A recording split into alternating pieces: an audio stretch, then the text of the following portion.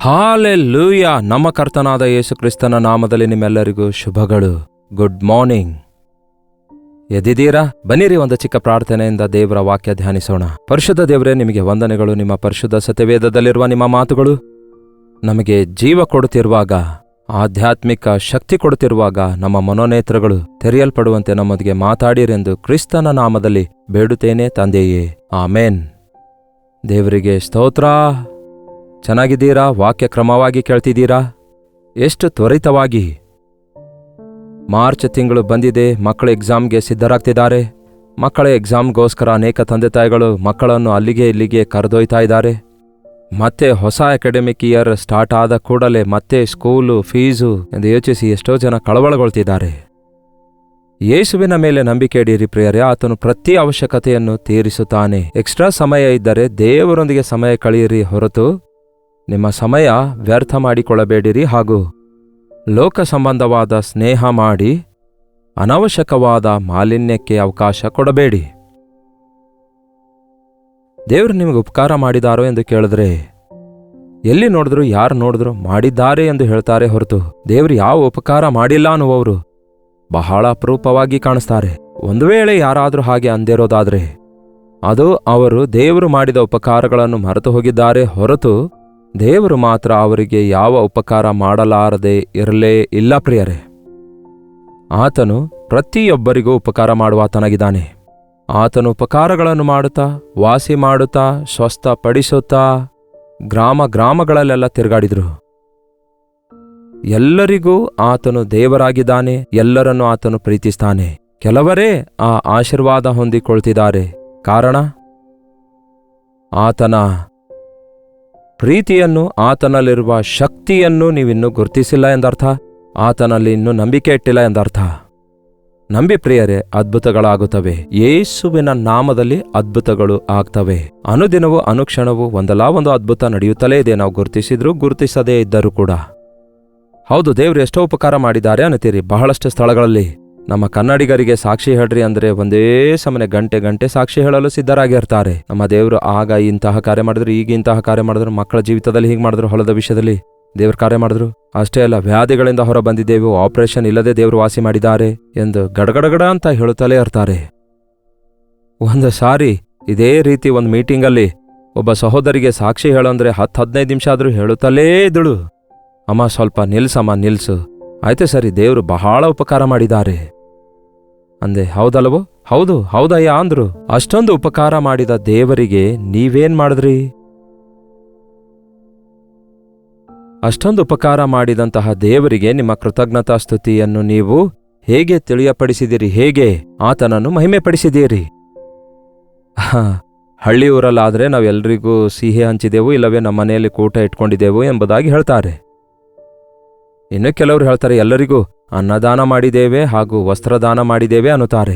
ಅನಾಥಾಶ್ರಮಕ್ಕೆ ಹೋಗಿ ಆಹಾರ ಬಡಿಸಿದ್ದೇವೆ ಎಂದು ಹೀಗೆ ಏನೇನೋ ಹೇಳ್ತಾರೆ. ಆದರೆ ಇನ್ನು ಕೆಲವರು ದೇವರಿಗೆ 1000 ರೂಪಾಯಿ ಕಾಣಿಕೆ ಕೊಟ್ಟೆವು, 10,000 ಕಾಣಿಕೆ ಕೊಟ್ಟೆವು ಎಂದು ಹೇಳ್ತಾರೆ. ಆದರೆ ಅಷ್ಟಕ್ಕೂ ದೇವರಿಗೆ ಬೇಕಾದದ್ದೇನಾಗಿದೆ ಪ್ರಿಯರೇ ನಿಮ್ಮ ಬಳಿಯಿಂದ? ಯಾಕೆ ದೇವರು ನಮ್ಮ ಜೀವಿತದಲ್ಲಿ ಉಪಕಾರಗಳನ್ನು ಮಾಡ್ತಿದ್ದಾರೆ? ನಾವು ಕೊಡುವ ಕಾಣಿಕೆಗಳಿಗಾಗಿಯೋ? ನಾವು ಸಮರ್ಪಿಸುವ ಸಮರ್ಪಣೆಗಳಿಗೋಸ್ಕರವೋ? ದಾವೀದನು ಹೇಳ್ತಾನೆ, ದೇವಾ, ನೀನು ಯಜ್ಞವನ್ನು ಅಪೇಕ್ಷಿಸುವವನಲ್ಲ. ಯಜ್ಞ ಅಪೇಕ್ಷಿಸಿದರೆ ನಾನು ಕೊಡ್ತೇನೆ, ಆದರೆ ಕುಗ್ಗಿದ ಜಜ್ಜಿದ ಹೃದಯವೇ ನಿನಗಿಷ್ಟವಾದ ಯಜ್ಞವಾಗಿದೆ. ಏನ್ ಕೊಡಬೇಕು ದೇವರಿಗೆ? ಕೃತಜ್ಞತೆ. ಆತನ ಪಾದ ಸನ್ನಿಧಿಯಲ್ಲಿ ಕೂತ್ಕೊಂಡು ಆತನನ್ನು ಸ್ತುತಿಸೇರಿ. ಒಂದು ಉಪಕಾರ ಉಂಟಾದಾಗ ಆತನನ್ನು ಸ್ತುತಿಸೇರಿ, ಕರ್ತನನ್ನು ಘನಪಡಿಸಿರಿ, ಕರ್ತನ ಕುರಿತಾಗಿ ಸಾಕ್ಷಿ ಕೊಡಿರಿ.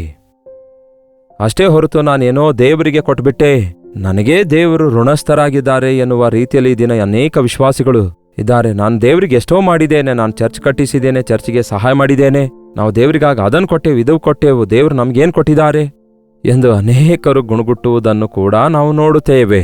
ಅಂಥವರು ಆಧ್ಯಾತ್ಮಿಕವಾಗಿ ಬಿದ್ದೋದವರಾಗಿದ್ದಾರೆ. ನಿಮ್ಮ ಕಾಣಿಕೆ ಆತನು ಕೋರುವಾತನಲ್ಲ. ನನಗೆ ಹಸಿವೆ ಆದರೆ ನಿಮಗೆ ಹೇಳುತ್ತೇನೋ, ಅಡವಿಯ ಎಲ್ಲಾ ಪ್ರಾಣಿಗಳು ನನ್ನವೇ ಎಂದು ಆತನು ಹೇಳ್ತಾನೆ. ಆತನಿಗೇನು ಕೊಡಬಲ್ಲೆವು ಪ್ರಿಯರೇ? ಏನು ಕೊಡಬಲ್ಲೆವು? ಒಮ್ಮೆ ಮೀಕನ ಪ್ರವಾದನೆಯ ಪುಸ್ತಕ, ಇಲ್ಲಿ ಪ್ರವಾದಿ 6ನೇ ಅಧ್ಯಾಯದ 6ನೇ ವಚನದಲ್ಲಿ ಏನು ಹೇಳುತ್ತಾನೆ ನೋಡಿ.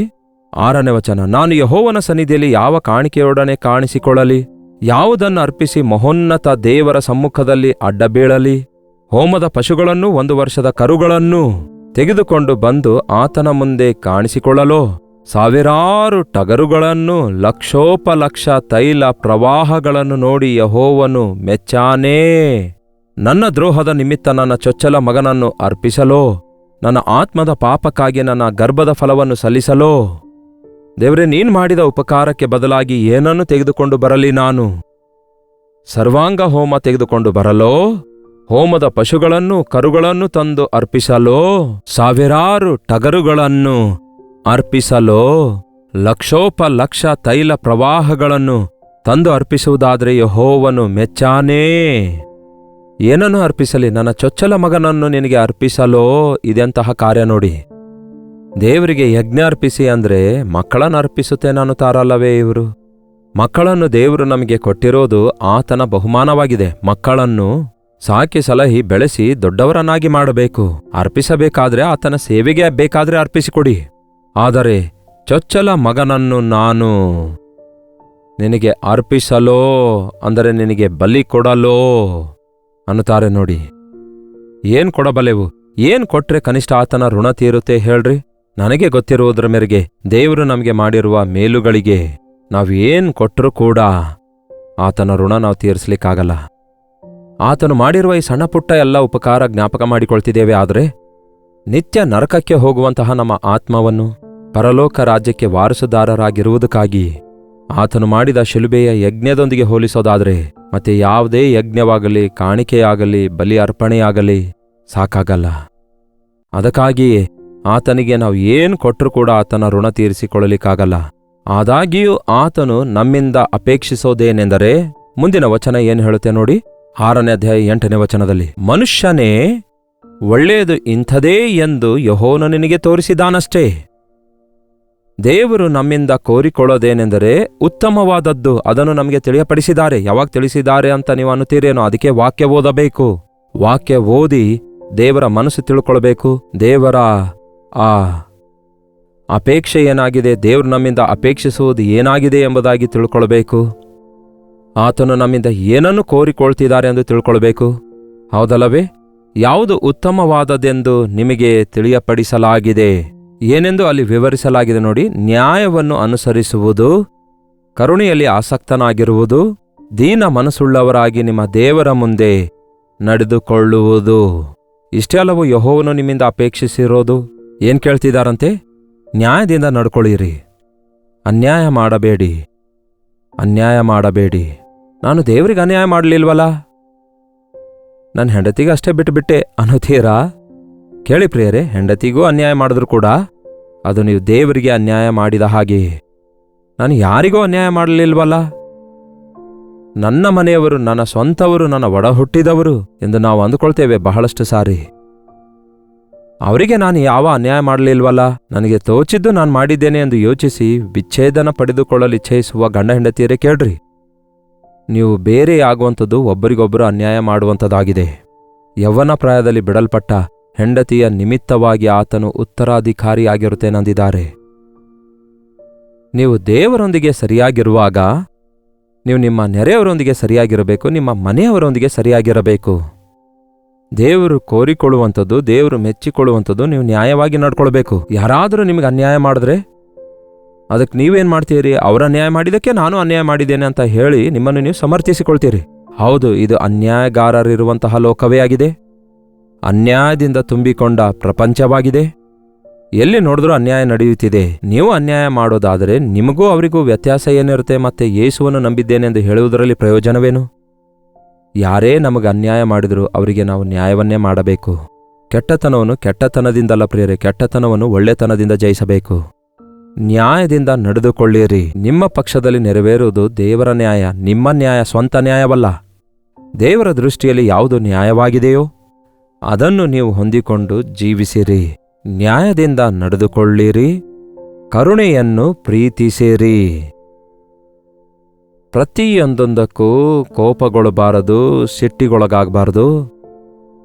ಉಕ್ರೋಷದಿಂದ ತುಂಬಿಕೊಳ್ಳಬಾರದು, ಪ್ರತಿಕಾರ ಬೆಳೆಸಿಕೊಳ್ಳಬಾರದು, ಕಕ್ಷ ತೀರಿಸಿಕೊಳ್ಳಬಾರದು, ಏಟಿಗೆ ತಿರುಗೇಟು ಬೇಡ. ಕನಿಕರ ತೋರಿಸಿ, ದಯೆ ತೋರಿಸಿ, ಕನಿಕರವುಳ್ಳವರಾಗಿ ನಡೆದುಕೊಳ್ಳಿರಿ. ದೇವರು ನಿಮ್ಮನ್ನು ಕನಿಕರಿಸಬೇಕೆಂದು ಆಸೆ ಪಡ್ತಿದ್ದೀರಲ್ಲವೋ? ನೀವು ಕೂಡ ಇತರರನ್ನು ಕನಿಕರಿಸಿರಿ. ಯೋಗ್ಯತೆ ಇಲ್ಲದವರಿಗೂ ಕೂಡ ಉಪಕಾರ ಮಾಡುವುದು ಕನಿಕರಿಸುವಂಥದ್ದಾಗಿದೆ. ನಿಮಗೆ ಅಪಕಾರ ಮಾಡಿದವರನ್ನು ಪ್ರೀತಿಸುವಂಥದ್ದು ಕನಿಕರವಾಗಿದೆ. ನೀವು ದಂಡಿಸಬೇಕಾದವರನ್ನು ಕ್ಷಮಿಸುವಂಥದ್ದು ಕನಿಕರವಾಗಿದೆ. ದೇವರು ನಮ್ಮನ್ನು ಕನಿಕರಿಸುತ್ತಾ ಇರುವುದರಿಂದಲೇ ನಾವು ಎಷ್ಟೇ ದೋಷ ಮಾಡಿದರೂ ಕೂಡ ಇನ್ನೂ ದೇವರ ಉಗ್ರತೆ ನಮ್ಮ ಮೇಲೆ ಬೀಳಲಿಲ್ಲ. ಆತನ ಸಾರೂಪ್ಯದಲ್ಲಿ, ಆತನ ಆಕಾರದಲ್ಲಿ ಉಂಟು ಮಾಡಲ್ಪಟ್ಟು ಆತನ ರಕ್ತದಿಂದ ವಿಮೋಚಿಸಲ್ಪಟ್ಟ ನಾವು ಆತನ ಹಾಗಿರಬೇಕೆಂದು ಬಯಸುತ್ತಾರೆ. ನಿಮ್ಮ ಪರಲೋಕದ ತಂದೆ ಕನಿಕರವುಳ್ಳವನಾಗಿರೋದ್ರಿಂದಲೇ ನೀವು ಕನಿಕರವುಳ್ಳವರಾಗಿರಿ ಎಂದು ದೇವರ ವಾಕ್ಯ ಹೇಳುತ್ತೆ.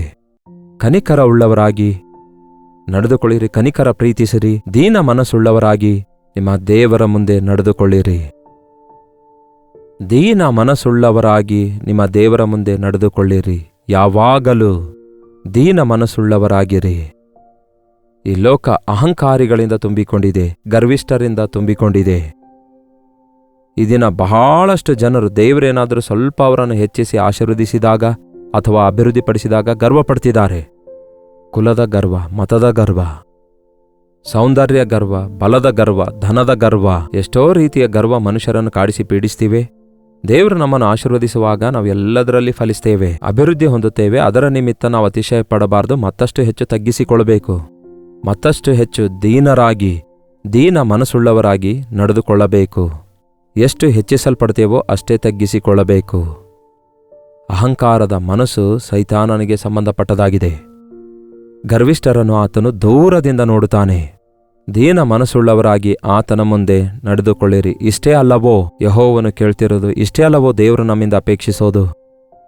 ನಾನು ಸಾತ್ವಿಕನು, ದೀನ ಮನಸ್ಸುಳ್ಳವನು, ನನ್ನ ಬಳಿಗೆ ಬಂದು ನನ್ನ ನೊಗ ಹೊತ್ತುಕೊಂಡು ನನ್ನಿಂದ ಕಲಿತುಕೊಳ್ಳಿರಿ ಅನ್ನುತ್ತಾರೆ ಯೇಸು. ನಾವು ದೀನ ಮನಸ್ಸುಳ್ಳವರಾಗಿರಬೇಕಾದರೆ, ಕನಿಕರ ಪ್ರೀತಿಸಬೇಕಾದರೆ, ನ್ಯಾಯದಿಂದ ನಡೆದುಕೊಳ್ಳಬೇಕಾದರೆ, ನಮ್ಮ ಮುಂದೆ ಮಾದರಿಯಾಗಿಟ್ಟೋಗಿರುವ ಯೇಸುವಿನ ಮಾರ್ಗದಲ್ಲಿ ನಡೆಯುವವರಾಗಿರಬೇಕು.